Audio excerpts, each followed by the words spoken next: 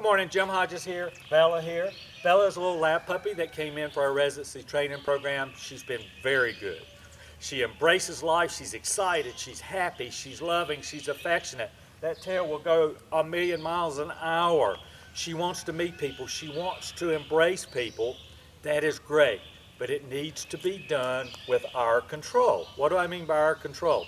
You know, we're not wanting our dogs to jump on us when we come home. We're not wanting her to jump on other people when we meet them, either at home or out on the trail or walking or what have you.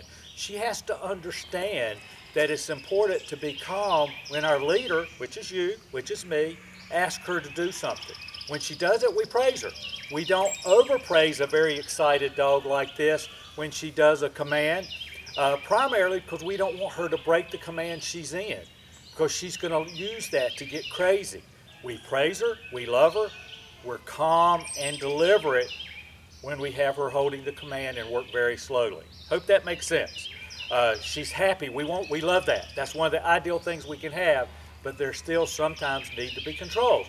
All of you people that call me and talk about their dogs jumping and being crazy when people come, this is one of these girls that's going to be that if she didn't come to me and if our owner doesn't do what they need to do going forward, okay? We practice what we get. So one of the things I always say is, it's not practice makes perfect, it's perfect practice. So we do our best to teach her what we want to do and not cut corners. So we're going to start obedience, listen to my tone, watch what I do, watch my praise. You're going to see it's not going to be over the top. The only time it might be over the top with the come command, I'll talk about that in a second. You ready, sweetheart? Let's go. Good girl. When we let go, she's going to be walking with me. See how she's watching? Great girl. I do not want her leading the walk. I want her by my side, paying attention to what I want. That's at home, that's in your woods, that's in a park, that's wherever we go, we want her to watch. The girl, okay? We want her to be right here beside us, not blazing trails. One of the things that Bella does is like to smell the ground and pick up rocks. That is very dangerous. We have to provide a consequence when that happens. What's a consequence? It's typically a no and a tap of the leash. Having said that, what's a praise? Praise is good girl, patting, good girl, treat, good girl, treat and patting, and making sure that she knows that we're happy with what she does. Remember what I said in the beginning, too much praise, at least in the beginning, can cause her to break a command. If she was in a command and we started praising her and she broke the command, guess what? We would have to provide a bite or a consequence. That would be a no, and then repeat the command, and then we would come back after every consequence and praise a little bit to let her know she's doing what we asked. The other thing about praise and consequence, it's important that we praise our dog at least 20 times more during the day than we ever bite or provide a consequence. It's important to let her know when we give that praise, it's not just false praise, she's doing something that we like, whether it's laying there sleeping, whether it's just being a nice calm girl, or doing anything that we can see in our life that pleases us, we want to make sure we praise it. That's how she starts to understand what makes us happy and what doesn't. Let's go. So she's walking, atta girl. So another thing, by using praise with words, touch, and treats and toys, as we do that enough, good girl, just one of those will start to translate to her that we're very happy with her, okay? Break.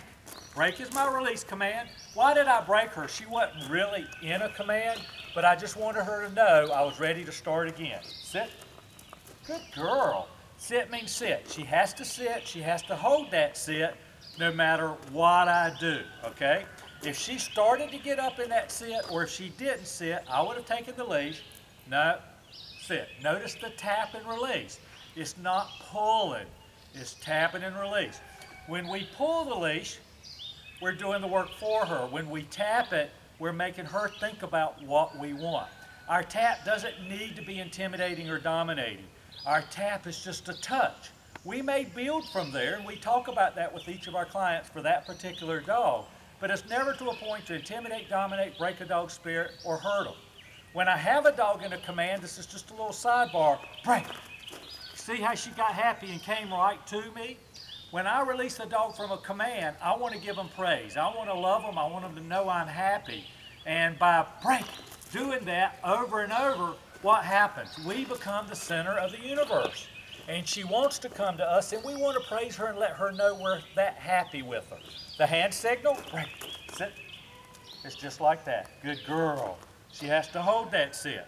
Now, if we want to, we can go straight to down. Good girl. Remember, she likes to smell the ground, so I'm going to be keeping an eye on this. But down means down. She has to hold that down until I release her. With the sit, I would tap up. With the down, if she started getting up, I would tap to the down. I would not pull her down. I would tap and release. Okay? Same thing. We always start at the lowest tap and build from there only if our dog needs it or it tells us they need it. We have to be very consistent in our actions. Anytime she does something, whether good or bad, make a note of it. Because if it's good, she's going to do it over and over, and it'd be a great time to put it to a word and make a command out of it if it's something you can do that way. If it's something we don't like, know she's going to do it over and over again, so we're ready to react on it in the moment. It's important right now with a puppy and when we begin learning that we try to give our praise and our consequence in the moment. She's doing very good right now. You notice I just said down, if I put my open palm, stay. Now I told her to stay. That means pack your bags, you're going to be there a while, okay? If she rolled over, if she smelled the ground, she could even chew a bone, I'm happy with that, okay? What I'm not happy with is if she goes to pick up something off the ground that's not hers. Like in this case, a piece of rock from the driveway. I'm not going to have it, and we need to bite it. Again, that's very dangerous for her to pick up rocks. I've seen dogs that have had to have surgery for this because they didn't pass them. Let's not let our dogs chew rocks and swallow them, okay? Break. There's my break. What did she do? She came right to me. Now, the thing about the stay command, you saw my open palm. I'll also use that for doorways. Like if I want her to stay in a room, I'll walk out of that room and I'll go, stay. If she came out of that room, I would take the leash, because I would use a leash in the beginning till she understands what we want, and I would take her back. No, no, no, stay, and then I'd immediately walk off. As she stays behind that invisible barrier, good girl, I would praise her. And I would let her know periodically she was doing what I asked her to do, okay? So now we have sit and down. We talk about stay. Let's go. Place. Notice my tone of voice. Good girl. Places to get on the bed. She can lay down, sit down, stand up, read a book. I don't care what she does as long as she stays on that bed. Take that back. I already told you that I don't like her picking up rocks. If you had a bed outside, I wouldn't want her picking up anything that could be dangerous to her, okay? That doesn't mean we couldn't give her a toy or something along those lines. You notice I haven't given her a treat yet. She did real well that time on the place. She can do this for an hour or two at a time. But if she did get off, I would grab the leash again in the beginning or the tab and take her back. No, no, no, no, place, okay? So I'm tapping like this. In the let's go, and I didn't talk about it, in the come, and any movement command, if I have to tap our dog to provide a consequence or a redirect, if you will, I'm tapping in the direction I want her to go. Place. Good girl. Oh, you saw the kitty cat. Place. Good. I put the hand signal right there and point to it. Now, look at there. Atta girl. She did it because I told her to. The treat I gave her was something I wanted to give her to her because she's been doing real well, and it's manna from heaven. She loves treats. We just don't, and many dogs do. Many dogs like toys. We just don't want the dog, unless we're teaching, to be working for the treat or for the toy only. We want them working for us because they want to obey us. And a sidebar of that is they get our love, they get treats, they get toys, but the biggest thing, they're following the leader. It's very instinctive to have a leader in the pack. That's a good girl. Good girl. So now, if she started walking in front of me on the let's go, I would just tap back. If she started going out that way, I would tap this way, okay? That's a tap. That's a consequence. Again, we're not trying to hurt her or anything. We're establishing a boundary for what we want.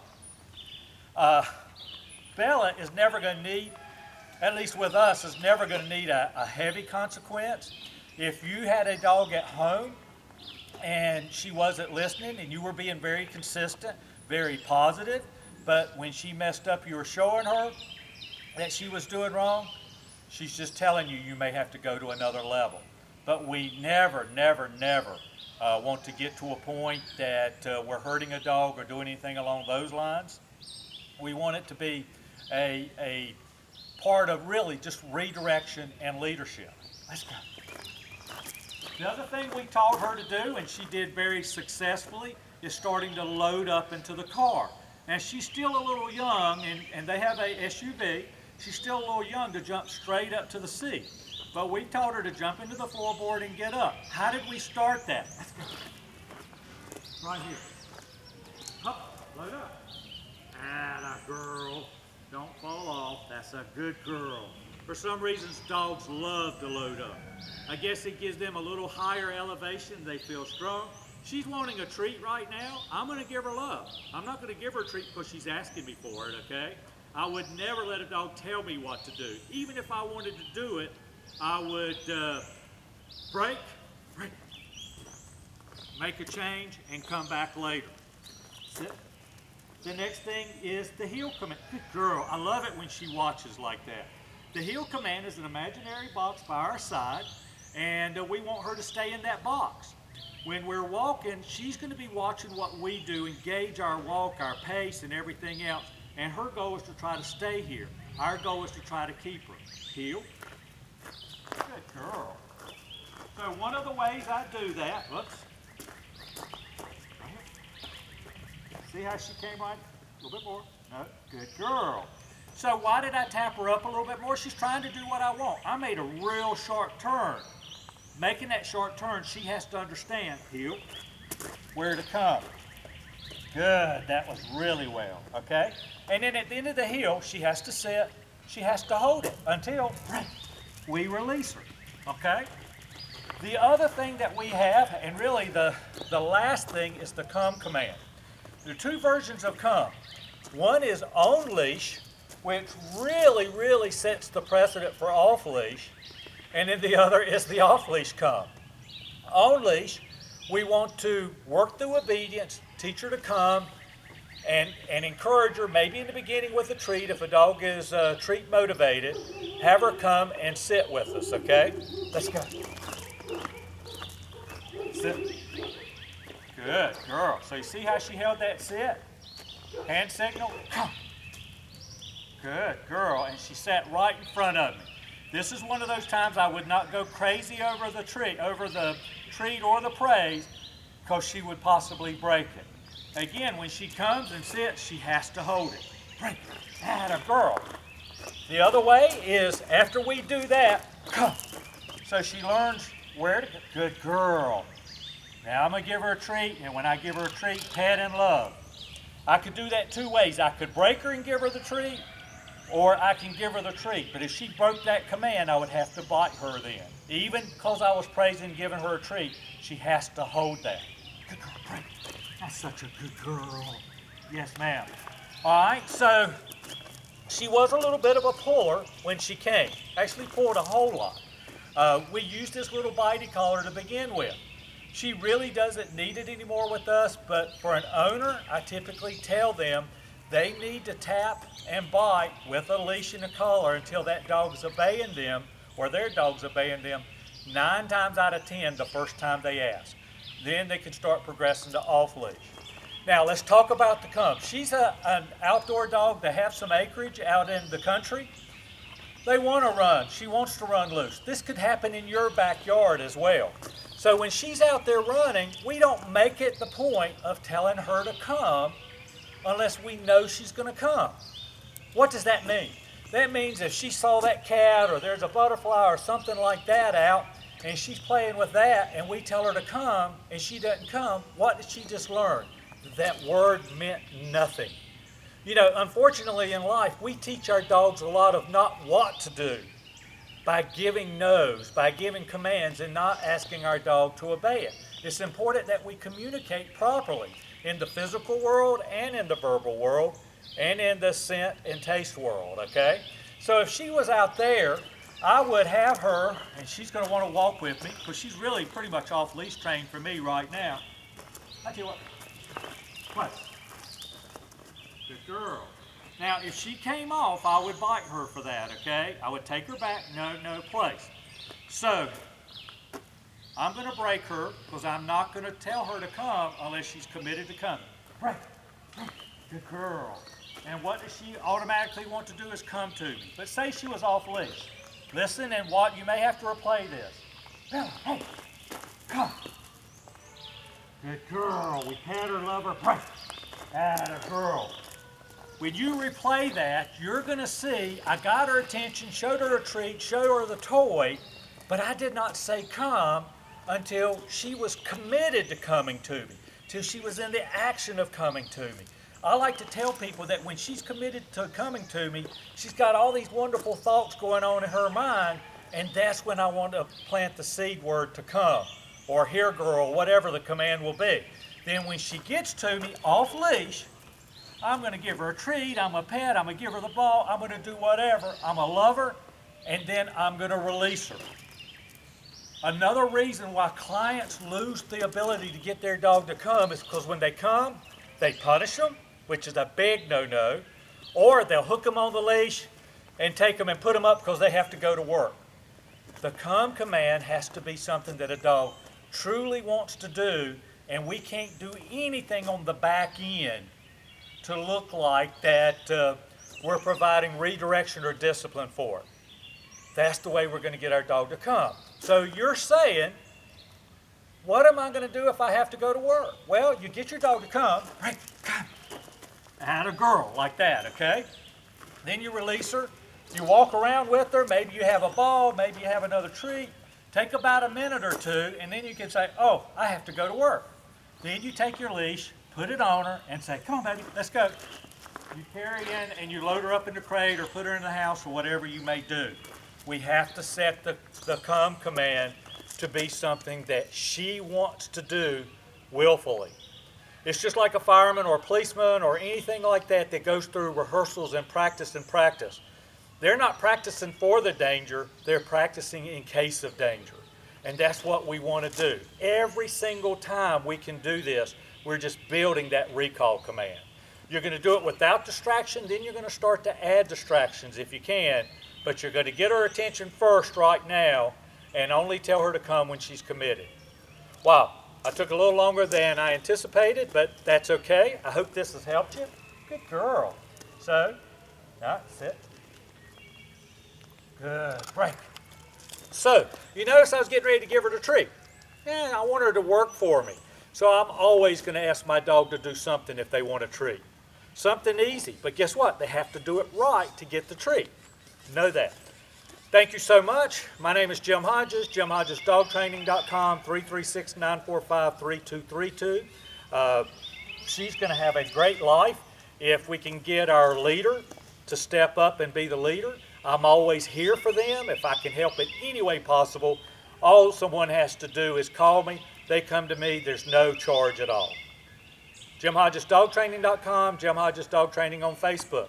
You have a great day. Bye-bye. Good girl.